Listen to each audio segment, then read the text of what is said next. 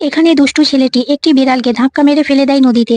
বিড়ালটি নদী থেকে ওঠার অনেক চেষ্টা করতে থাকে, কিন্তু সে ওখান থেকে উঠতে পারছিল না। একটা সময় তার শরীর অনেক খারাপ হয়ে যায়।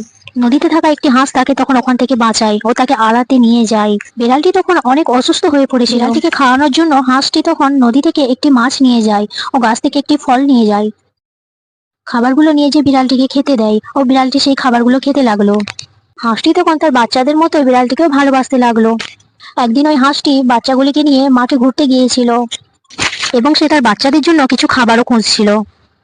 সেই সময় ওখানে সেই দুষ্টু বাচ্চাটি চলে আসে। ওই দুষ্টু বাচ্চাটা তখন হাঁসটির গলা টিপে তাকে মারতে থাকে। একটি দূর থেকে দেখতে পেয়ে দৌড়ে আসে ও বাচ্চাটির ওপর আক্রমণ করে।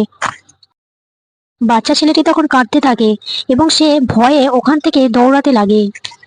হাঁসটি যেমন একটা সময় বিড়ালটিকে সাহায্য করেছিল, আজ বিড়ালটিও সেরকম হাঁসটিকে সাহায্য করে তার প্রাণ বাঁচিয়ে নিল।